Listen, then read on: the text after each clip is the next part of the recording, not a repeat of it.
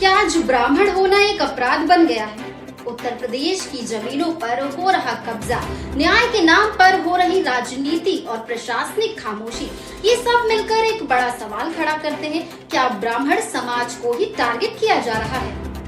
मलिहाबाद की घटना हम सभी ने देखी। त्रिपाठी परिवार जिन्होंने कानूनी तरीके से जमीन खरीदी, उन्हें एक दबंग जहीर और उसके गुर्गों ने न सिर्फ धमकाया बल्कि जमीन से खदेड़ भी दिया। प्रशासन ने पहले तो जमीन की पैमाइश कर दी, लेकिन जब दोबारा कब्जा हुआ तो कानून के नाम पर सन्नाटा छा गया। पुलिस मौके पर नहीं पहुंची, राजस्व टीम बैरंग लौट गई और त्रिपाठी परिवार फिर अकेला रह गया। अब बात करते हैं कानपुर देहात की, जहां एक और शर्मनाक तस्वीर सामने आई थी। वहां भी एक ब्राह्मण परिवार पर अनुसूचित जाति के कुछ लोगों ने झूठे आरोप लगाए और बिना जांच पड़ताल के पुलिस ने तुरंत कार्रवाई करते हुए ब्राह्मणों को जेल भेज दिया। न सबूत न गवाह, सिर्फ जाति देखकर कार्रवाई। और फिर जब सच्चाई सामने आई तब तक उस परिवार की सामाजिक और मानसिक स्थिति तबाह हो चुकी थी। क्या यही न्याय है आज के भारत में, जब हर किसी को बराबरी का अधिकार है? तो ब्राह्मण समाज के साथ ऐसा पक्षपात क्यों?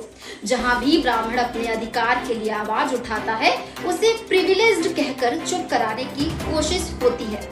मलिहाबाद और कानपुर देहात दोनों घटनाएं एक ही सच्चाई कहती हैं। ब्राह्मण होना अब एक अपराध बना दिया गया है। जहां दबंग मुसलमान हो या फिर कोई और प्रशासन उनके पक्ष में खड़ा नजर नहीं आता है और ब्राह्मण उसे या तो कागज दिखाने के लिए कहा जाता है या फिर थाने तहसील के चक्कर काटने के लिए छोड़ दिया जाता है। त्रिपाठी परिवार हो या कानपुर देहात के पांडे जी का परिवार, दोनों ने ये समझ लिया है कि आज का सिस्टम केवल कागज पर समानता की बात करता है, लेकिन जमीन पर हकीकत कुछ और ही है। ये सवाल ये नहीं कि सामने वाला कौन है, सवाल ये है कि क्या न्याय जात देखकर तय होगा? क्या ब्राह्मण टैग होना अब एक सामाजिक अपराध बन गया है? उत्तर प्रदेश की सड़कों पर योगी सरकार का बुलडोजर तो चलता है, लेकिन क्या वो बुलडोजर इन दबंगों और जातिवादी प्रशासनिक सोच पर भी चलेगा?